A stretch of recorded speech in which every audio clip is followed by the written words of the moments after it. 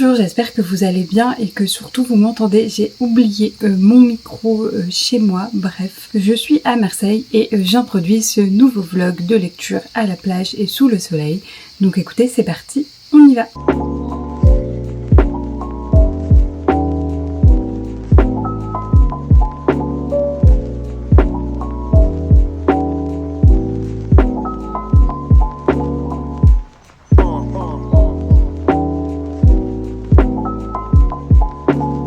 On commence ce premier point de lecture avec deux livres que j'ai commencé là depuis que je suis arrivée à Marseille, donc depuis quelques jours.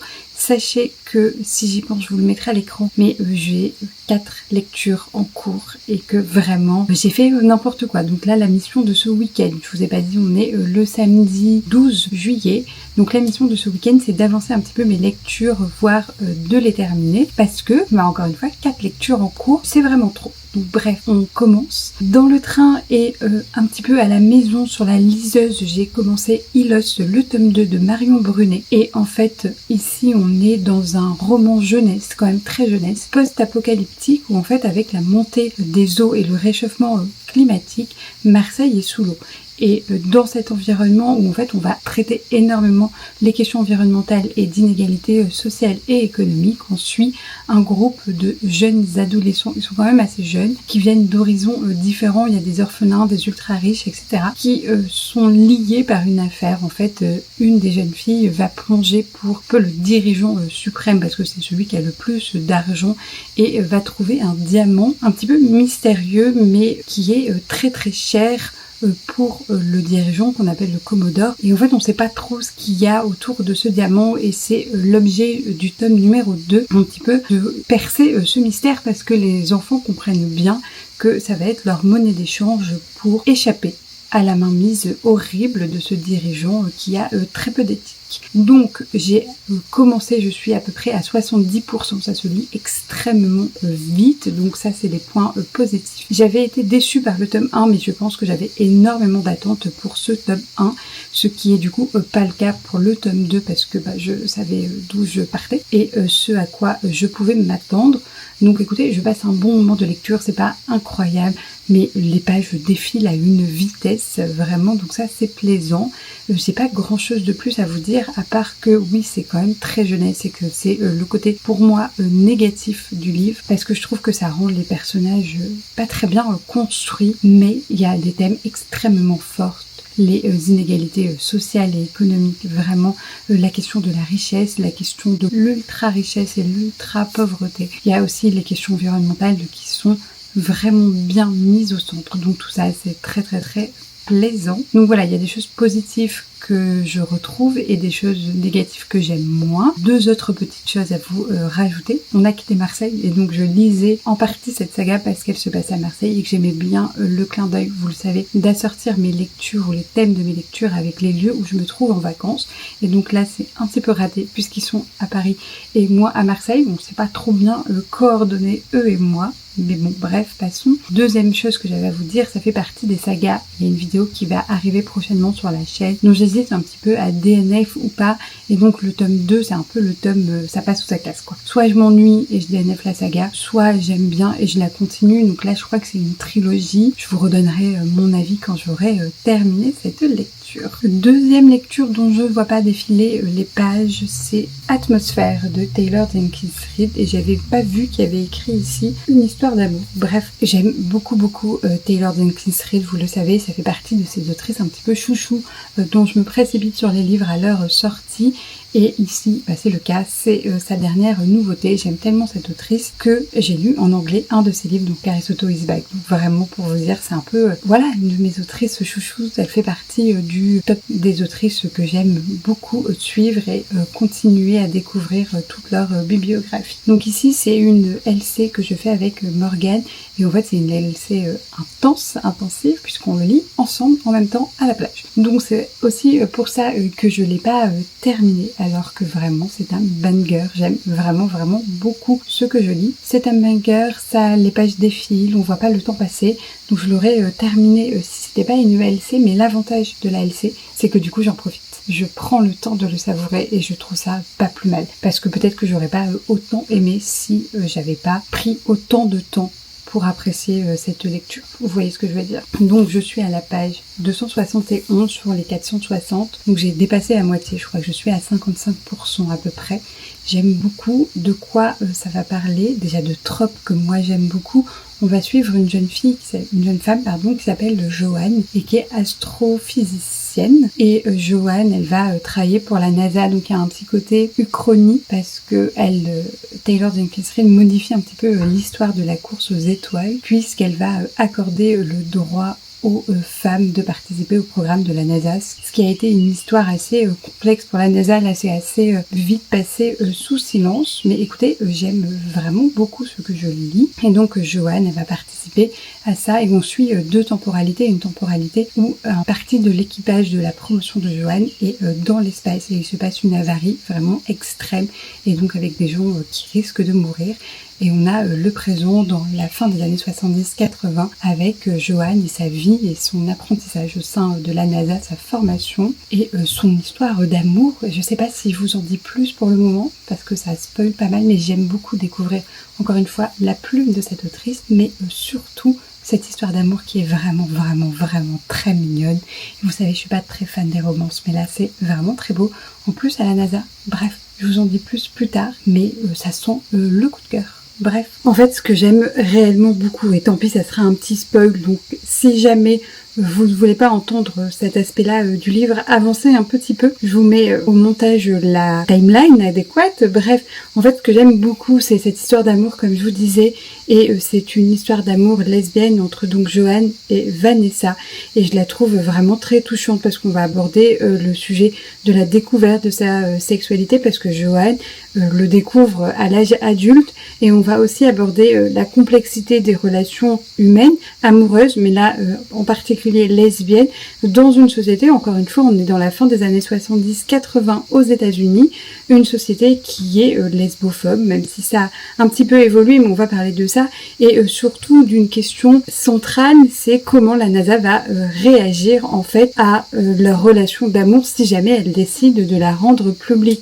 Et donc c'est toutes ces questions-là, notamment le sexisme, la lesbophobie qui sont au centre et que j'aime réellement beaucoup. En fait, je retrouve tout ce que j'aime de cette autrice, donc de Taylor Jenkins Reid dans ce livre, c'est qu'elle va aborder des sujets éminemment politiques, mais par petites touches, et en fait elle rend ces touches-là comme si c'était la norme, comme si c'était normal, et donc elle crée une société qui est plus avancée, plus, j'ai envie de dire mieux que notre société actuelle, et elle nous montre en fait c'est la norme et que c'est largement ok, et ça j'aime vraiment beaucoup, ce qui fait de ce roman un roman encore une fois très engagé, sans que ça soit un essai, sans que ça arrive avec ces gros sabots, etc.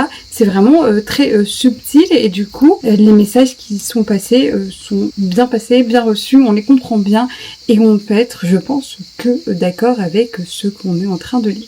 Donc écoutez, j'ai qu'une hâte, c'est de l'avancer, ça sera fait assez prochainement, et moi je vous retrouve bientôt quand j'aurai avancé ces deux livres et vous présenter, je l'espère, la 3e lecture de ce vlog. On y croit. Des bisous.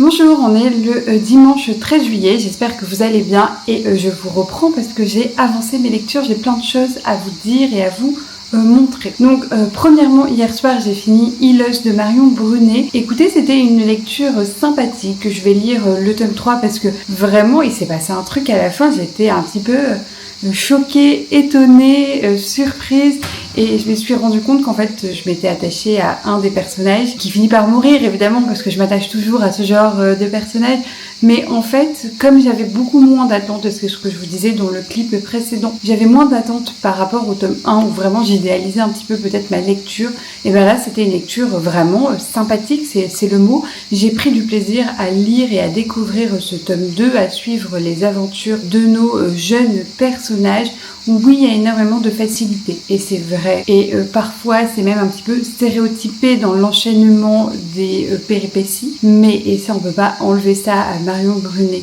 C'est un livre tellement engagé, c'est un livre qu'on aurait aimé lire, ou en tout cas faire lire à des jeunes, vraiment à partir de 12-13 ans, parce qu'il y a de la représentation LGBT, et c'est vraiment bien fait. Ça parle énormément de racisme, ça parle de questions climatiques, de justice économique et sociale, bref, des questions qui sont en fait essentielles au bon fonctionnement de notre société, de notre démocratie. Et je trouve que à travers peut-être cette histoire qui est parfois facile, et au-delà de cette facilité qui est parfois un petit peu très jeunesse, on comprend extrêmement bien les thèmes qui sont présentés, qui sont amenés et que je viens de vous lister. Et en fait, je trouve que c'est le genre de roman qui fait le travail pour expliquer des choses essentielles à un public jeune. Donc écoutez, voilà, je vais lire le tome 3 parce que j'ai envie de savoir la suite. Et je vais faire ça peut-être au mois d'août si j'ai le temps, sinon d'essayer de pas trop le faire traîner. Parce qu'encore une fois, ça pourrait être une saga terminée rapidement. Et petit spoiler, ça fait partie de ces 7 sagas que j'ai envie de terminer en 2025, enfin avant 2025. Et j'ai également avancé Atmosphère de Taylor Jenkins Reid. Il me reste 80 pages. J'attends sagement que Morgane m'ait rattrapé pour qu'on puisse lire les dernières pages ensemble. Écoutez, j'aime vraiment beaucoup, l'histoire d'amour est vraiment très touchante. Et encore une fois, c'est ce que je disais dans le clip précédent et j'en parlerai peut-être un petit peu plus de manière détaillée quand je l'aurai terminé. Mais on retrouve ce que moi j'adore dans la plume de cette autrice, à savoir les touches ultra engagées politiquement qu'elle met par-ci par-là. Et elle nous montre par cette facilité qu'elle a à aborder ces thèmes et à les faire devenir des sortes de normes dans nos sociétés, à quel point elle critique la société actuelle, et je trouve ça extrêmement bien fait. Donc là, évidemment, ça va parler de féminisme parce qu'on a les femmes qui intègrent le programme spatial et du coup, à quel point c'est compliqué pour elle. Il y a toute une scène où un des personnages, Lydia, explique que si la première femme qui va dans l'espace se plante, ou si le programme, si la mission échoue, ça va être la faute de cette femme. Et en fait, ça sera la faute de toutes les femmes de la société, y compris pas que américaines. Et les petites filles, elles arrêteront de croire aux rêves qu'elles pourront devenir astronautes. Les petites filles, elles déguiseront pas en cette dame à Halloween. Et surtout, la société expliquera aux jeunes filles qu'elles ne peuvent pas devenir astronautes. Donc il y a vraiment beaucoup d'enjeux et je trouve que c'est bien montré. Donc, comme je vous le disais dans le clip précédent, il y a une histoire d'amour lesbienne entre notre protagoniste, donc Joanne, et une dame. Je vous laisserai découvrir qui c'est. On va quand même pas tout spoiler ici. Et en fait, il y a énormément de scènes qui dénoncent la lesbophobie ambiante et en fait structurelle de l'époque, même si elle est toujours pas terminée aujourd'hui. Mais du coup, je trouve que là, elle met l'accent, Taylor Jenkins Reid, sur ça. Et c'est extrêmement efficace, cette dénonciation qu'elle fait. Et il y a toute une scène avec les mariages où elle parle de ça. Et je trouve ça vraiment très bien fait. Et là où dans Les 7 maris d'Evelyn Hugo, il y avait ce thème du lesbianisme et du lesbianisme qui doit être caché parce que pas toléré par la société, ici, elle va beaucoup plus loin et elle met le focus là-dessus.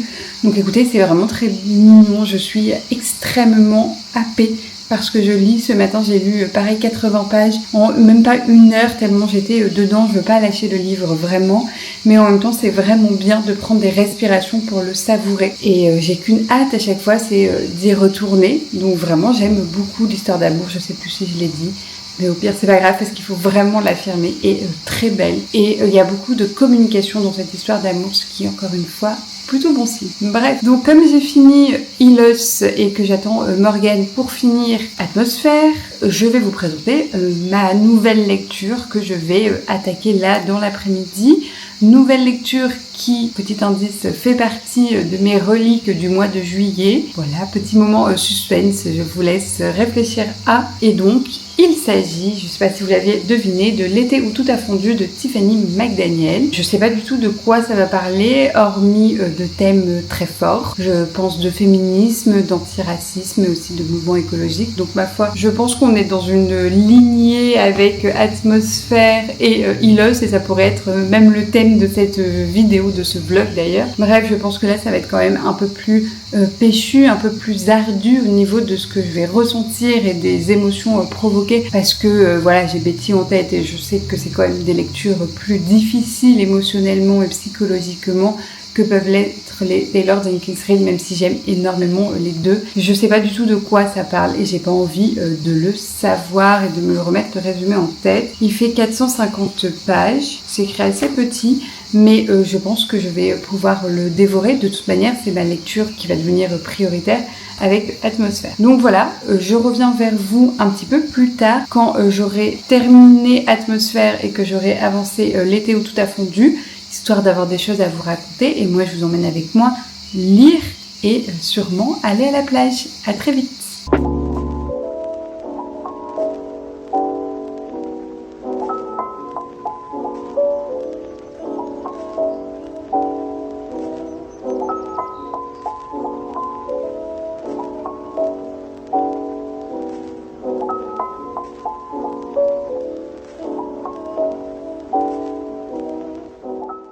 Rebonjour, je vous reprends, on est le mardi 15 juillet et j'ai pas mal de choses à vous dire. Je vais essayer d'être assez brève parce que j'ai déjà fini Atmosphère de Taylor Jenkins Reid, je l'ai fini en fait dimanche juste après avoir filmé le point face caméra et je me suis dit que j'allais pas revenir que pour ce livre-là et que j'allais attendre d'avoir commencé un autre livre pour revenir vous en parler. Donc écoutez, c'est chose faite. J'ai fini Atmosphère. Que vous dire de plus à part tout ce que je vous ai déjà dit et que ça a été un coup de cœur magistral.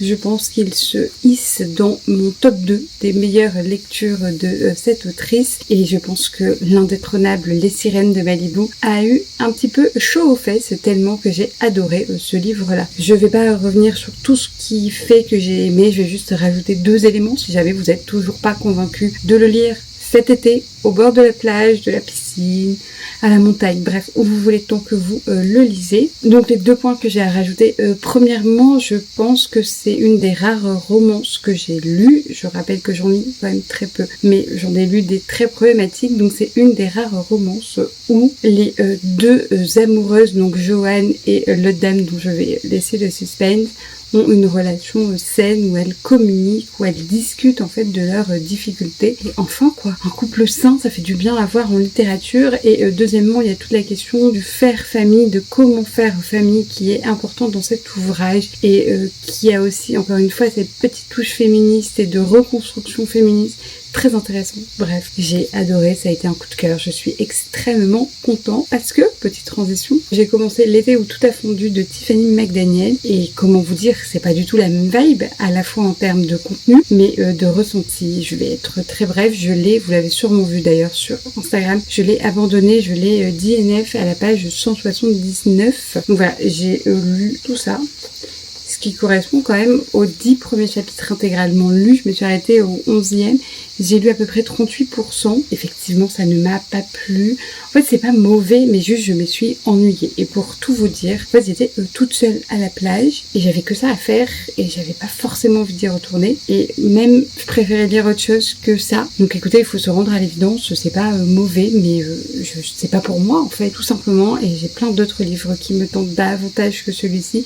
J'ai pas envie de me forcer, j'ai pas envie de me provoquer une panne de lecture. Donc écoutez, voilà. Pour l'histoire, en fait, on est en 1984 dans une petite ville de l'Ohio, Autopsy Bliss, parce qu'on peut en parler déjà de ce prénom, mais Autopsy Bliss, qui est un homme de justice qui réfléchit beaucoup au bien et au mal, va mettre dans le journal une annonce pour rencontrer le diable et inviter le diable à venir dans cette petite ville. Et il arrive un petit garçon noir, donc il y a beaucoup de racisme autour de ce petit garçon qui est du coup dénoncé par Tiffany McDaniel, elle ne cautionne absolument pas.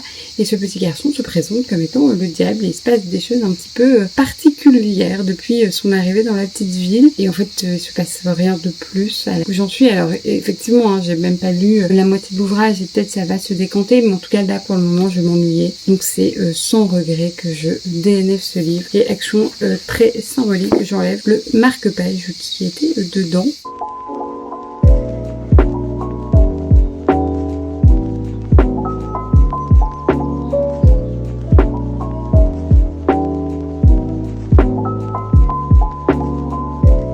Et donc voilà, j'ai eu un coup de cœur dans cette vidéo, un abandon et une lecture sympathique. C'est assez nuancé, j'aime bien. Écoutez, je vais vous laisser sur ça, je vais arrêter de blablater. Je vous remercie d'avoir regardé cette vidéo jusqu'au bout. Vraiment, j'espère que ce petit vlog au bord de la plage vous aura plu. N'hésitez pas à m'écrire en commentaire si vous avez lu une de ces lectures ou votre ressenti par rapport à ce vlog. Et moi, je vous dis à la semaine prochaine pour une nouvelle vidéo. Et je vais aller me baigner parce que là, il fait vraiment très chaud. Des bisous!